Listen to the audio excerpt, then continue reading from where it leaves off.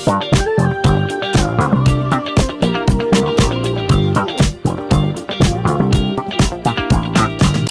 besties, so it's officially a new month, it's officially June, and new month usually means new books, so today we're going book shopping. I'm so excited, so let's go.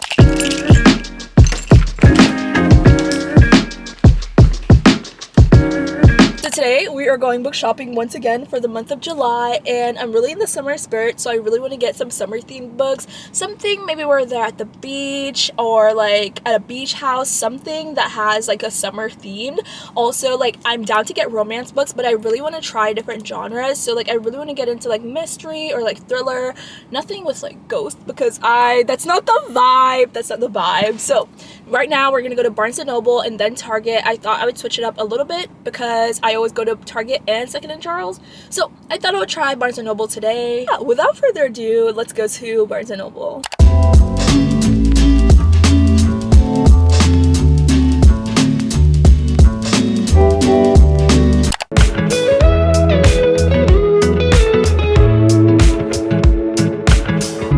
Nothing like your smile in the morning, following the linings on your cheeks. Cause baby, in your absence life is boring, so I'll never leave. It's easier to love when it's you by my side, shining through the cracks like the first morning light, feeling like a child through the days and the nights, living in your arms as years go by. It's easier to love, oh, easier to love, oh. This looks so good. That you adore me, I can feel love from miles away. Alright, hey guys, I just left Barnes & Noble. I literally just pulled up to Target because, you know, they always have all the good sales, all the good deals on the books. So I'm here. I'm so excited to get my books. I know they have all the books that I want. I only got 2 books at Barnes & Noble because it's so expensive there. I literally paid $30 for like 2 books. Excuse me? Wait, let me drink some of my water.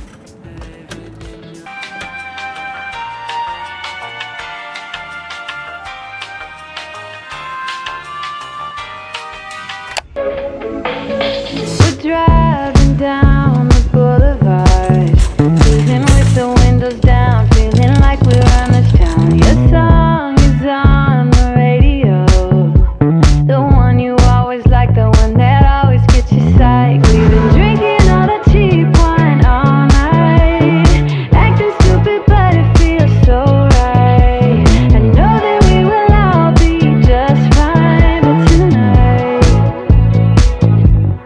I just wanna dance it off, ignore the world with me tonight. Wanna dance it off, put your body next to mine. I'm back in my car and I got the goods. I'm so excited to go home. I'm gonna run to the bubble tea shop to get some bubble tea because I haven't had bubble tea in a long time. So I'm gonna do that because I need it. And then I'm going home and then we will do a book haul. I'm so excited. I got some really cute books. Alright, I'm gonna try my boba. This is mandatory. Okay, you always gotta mix it.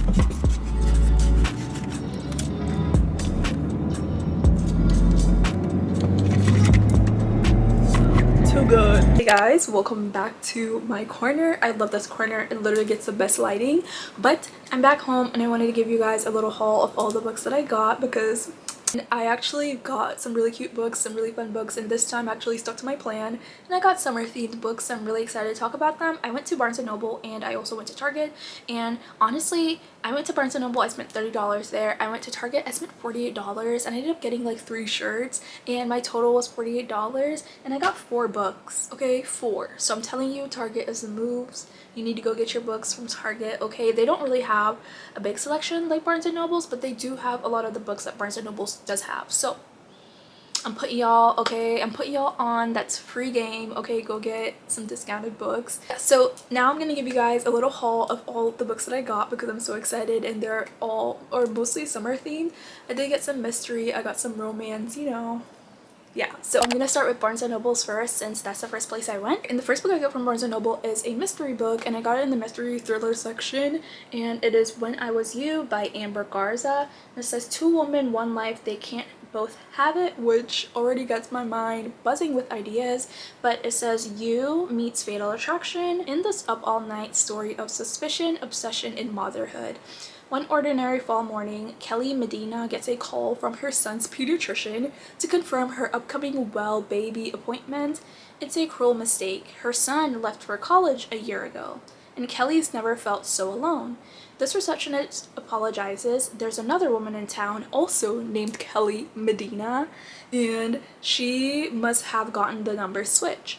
For days, Kelly can't stop thinking about the woman who also shares her name, lives in the same town, and has a son she can still hold, and her whole life ahead of her.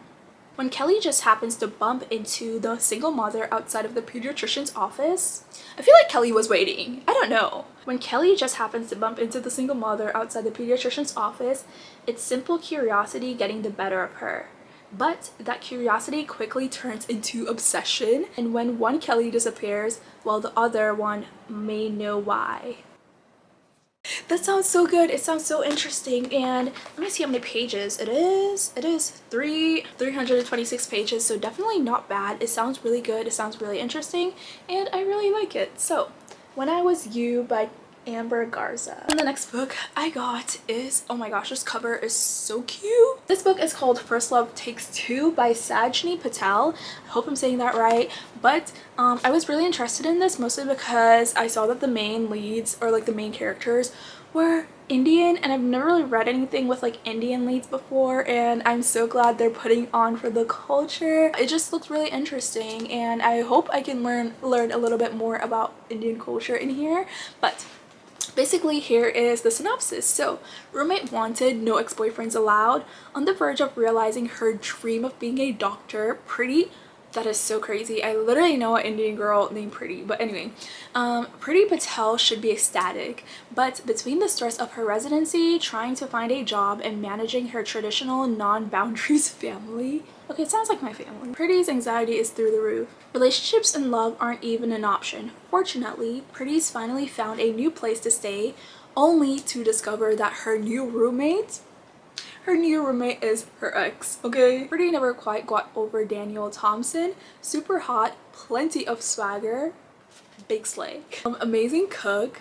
The guy is practically perfect, and if it weren't for their families, there might have been a happily ever after. But it's hard to keep her sanity and libido in check when the man of her dreams is sleeping mere feet away. Can Pretty and Daniel find a way to stand up and fight for each other one last time before they lose their second chance? And I'm so happy to see that the author is also Indian, because it would be weird if she wasn't. But this cover is so pretty, and I'm really excited to see exactly what it entails. Like I said earlier, I also went to Target as well, so now I will show you everything that I got from Target. So, first book is It Happened One Summer by Tessa Bailey. I love her. I recently read Hook, Line, and Sinker in June, and someone commented on my last video and told me that this was the prequel to Hook, Line, and Sinker, which I didn't know, but I've been wanting this book anyway, but every time I go to the store, it wouldn't even be there, so I was SOL. But finally today when I went, they had it, so I was really happy. I had to get it. They actually had a lot, so I'm assuming they just came in. But It's Happened One Summer by Tessa Bailey. This is really popular on TikTok. A lot of people love it, and I love Tessa Bailey and how she writes. Even though like she usually writes in third person, she does it so well that like you don't even mind. But I'll read the synopsis real quick. So, alright, so Piper Bellinger, which Piper is Hannah's sister, so Hannah is the main character in Hook, Line, and Sinker. This is her sister. Piper Bellinger is fashionable and influential. Her reputation as a wild child means paparazzi are constantly on her heels. When too much champagne and an out-of-control rooftop party lands Piper in the slammer. Girl. Her stepfather decides enough is enough, so he cuts her off and sends her and her sister to learn some responsibility running their late father's dive bar in Westport, Washington.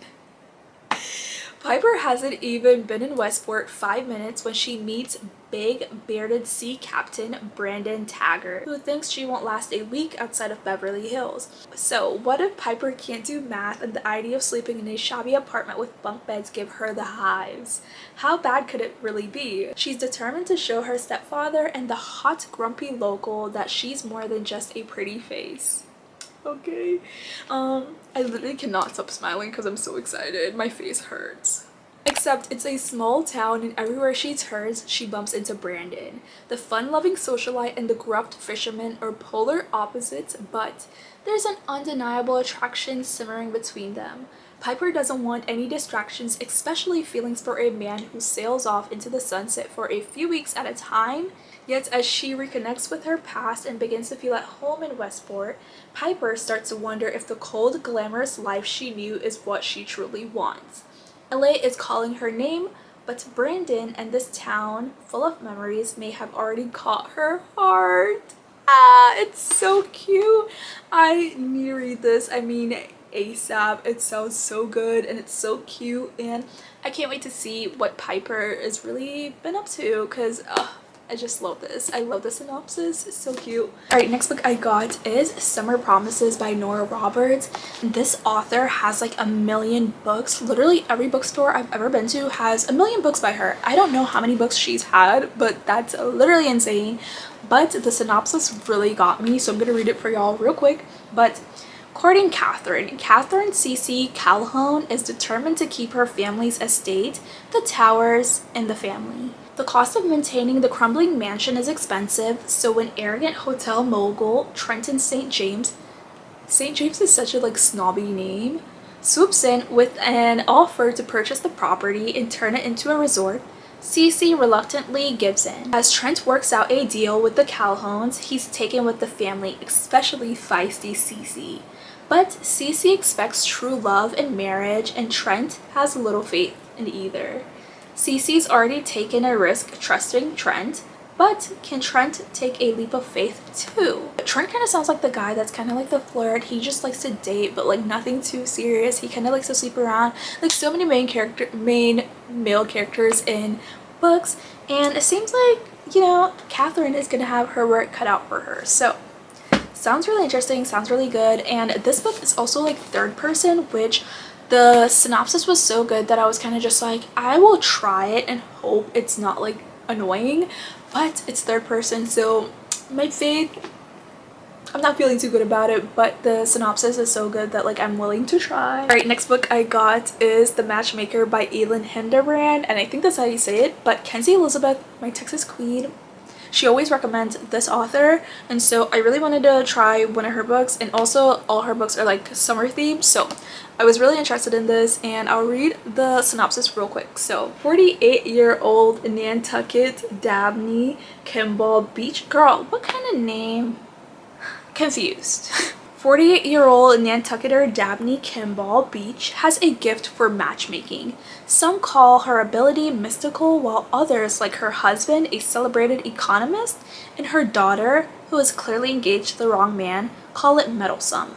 But there's no arguing with her results. With 42 happy couples to her credit, Dabney has never been wrong about romance. Never, that is, except in the case of herself and Clendon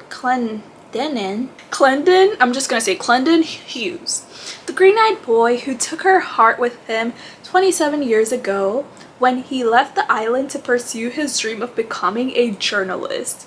Now, after what feels like a lifetime, Clen is back on Nantucket, and Dabney has never felt so confused or more alive. But when tragedy strikes, Dabney must face the choices she's made and share painful secrets with her family, determined to use her gift again before it's too late. she sets out to find the perfect match for those she loves the most. The last book I got is A Good Girl's Guide to Murder by Holly Jackson, and even like the cover of this book kind of just give me the same vibes as One of Us is Lying by Karen M. McManus. I kind of get the same vibe from this book, so I'll read the synopsis real quick. This is a story of an investigation turned obsession. Pretty and popular high school senior Addie Bell was murdered by her boyfriend Zal Singh, who then killed himself. It was all anyone could talk about, and 5 years later, Pip sees how the tragedy still haunts her town. Now a senior herself, Pip decides to re-examine the closed case for her final project.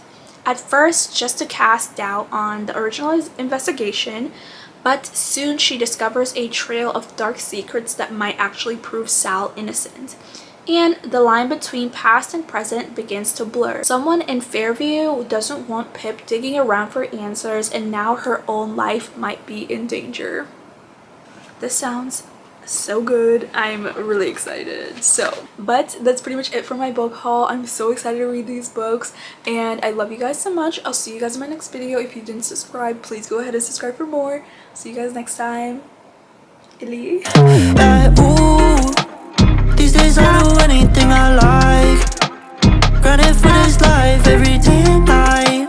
When I left I told them I would get it right. Yeah, break bread and break hearts. Don't get me started.